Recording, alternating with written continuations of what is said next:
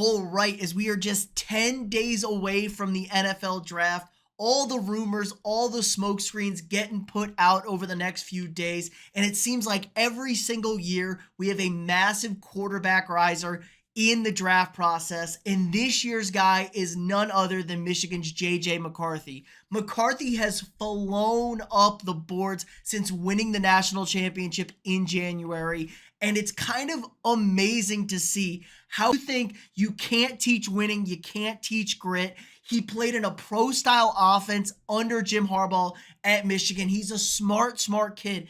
But good God, what are we doing here? Now, McCarthy wasn't asked to do too much at Michigan. You know, it was a run-first offense. They had an elite offensive line play. They didn't really have the weaponry at the outside skill positions, but I'll give McCarthy credit. On the biggest stages, he had to go get the big drive against Alabama in the Rose Bowl, went down the field, sent the game to overtime, gets the dub in overtime, and then has a team that pretty much carries him in the national championship game against Washington. They were just outclassing that Husky team, so he really didn't have to do much. People think back to the Penn State game. He threw 8 passes, 0 passes in the second half. Now, McCarthy is only 21 years old, so this is a big bonus in a quarterback class that feels a lot older than most classes. He's 28-1 as a starter at Michigan. He's just one game under that 30-game threshold. That is a big critical number when it comes to the success of these quarterbacks coming out of college. You really want to be at that 30 college starts, and the more college starts, usually the better, but this is a class that is full of really old guys. Caleb Williams a little bit older. Jaden Daniels old. Michael Penix, Bo Nix super old. The only other young guy here is Drake May, and that's kind of the flip back and forth on who is going to be that third quarterback taken. It feels like we know Caleb Williams is a lock at number 1, and probably Jaden Daniels at 2. I wouldn't say 100%, but I would go probably 75%. It's Jaden Daniels at number 2 to Washington. And then the draft really starts at number 3 with New England. We all know there's been a lot of rumors. My team, Minnesota, talking about trading up, talking about drafting McCarthy. I'm more okay with it. It's about the value on spending it. I think McCarthy will be a successful NFL quarterback. Now, I do think he needs to sit a year, but he's got a really high upside. He turns 22 in January. Like I said, the younger type quarterback has a good amount of starts under his belt. He's 6'3", 200. He's a little small. He's a really good athlete. His athleticism, I think, is really slept on. He's a very good athlete. Didn't use his legs, but he can use his legs to pick up first downs. My biggest thing is here, when you watch the McCarthy tape, he seems to only have one speed when he throws the football. He's very inconsistent. He throws a fastball every time. Doesn't have that ability to change things up, put touch, put pace on a ball. Struggles with layering the deep out routes and stuff. It's not the kind of thing you expect out of a quarterback who is probably going to get drafted in the top 5, and now rumors swirling that the Patriots are going to take him at number 3. Let's compare the Patriots and the Vikings. This is a situations that couldn't be further apart from each other. The Vikings, offensive weapons galore. I mean, unbelievable offensive talent, elite left tackle, good running back in Aaron Jones. You have a great tight end in TJ Hawkinson when he comes back from injury. Justin Jefferson, Jordan Addison. These are top tier. I mean, this is probably the best 1-2 combo receivers in the league. If not, they're in the top 2. It's a really stacked roster. Not to mention offensive coach Kevin O'Connell, the quarterback guru people are talking about. He would be in a great situation, can sit a year behind Sam Darnold. But when you look at New England, this team is a train wreck. First-year head coach Gerard Mayo, he's a defensive guy. They have defensive talent all across the board. But this offensive cast, this is the worst skill position group in the entire NFL. There's nobody even close to this. You don't have any sort of stability at running back. Your best running back was Zeke Elliott last year. He's not on the team anymore. You just signed KJ Osborne, who was the Vikings' 3rd receiver and really couldn't take that next step to be a top-tier guy. That's why they went and drafted Jordan Addison. So that's your best receiving option here.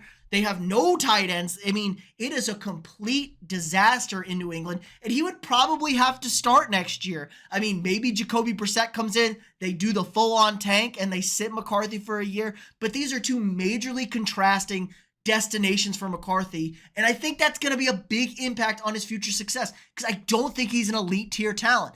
I do credit a lot of he just wins. He's serious. He's all about winning. The guys seem to love him at Michigan. Jim Harbaugh speaks highly of him. Of course, he's going to speak highly of him probably. Maybe he wants him at number 5.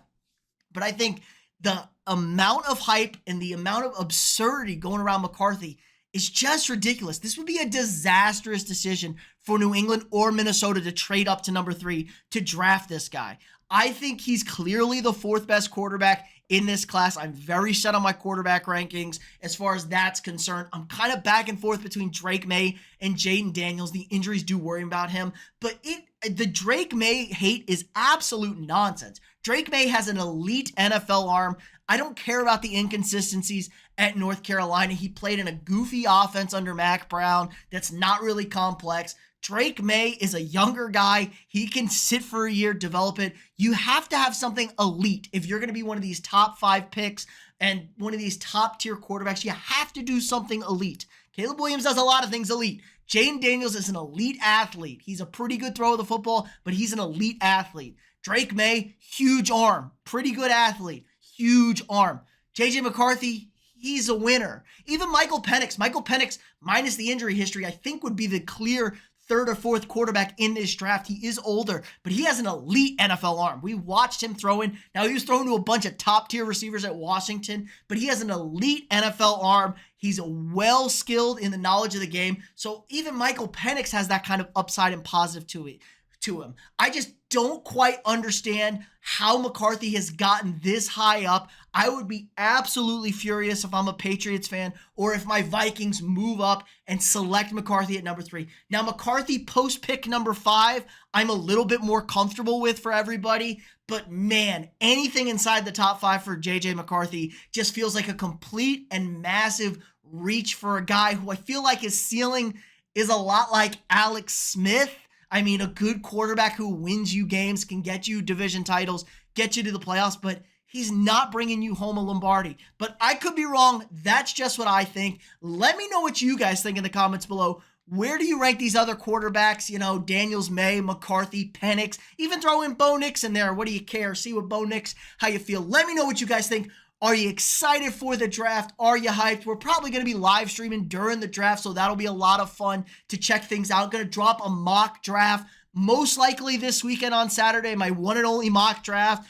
Probably Saturday, if not before the draft next week, maybe Monday if things go a little long. We're just going to play it by ear, see how things go. Got a lot going on this week. But let me know what you guys think. If you haven't already, drop a quick like on this video, hit that thumbs up, subscribe to the channel. We got new sports content every single day. If you want to support the channel more, join the channel. You get all sorts of cool perks, exclusive videos, early access to videos, helps support me, allows me to keep making this great content for you guys every single day. Again, like, subscribe, and share, and I'll see y'all tomorrow.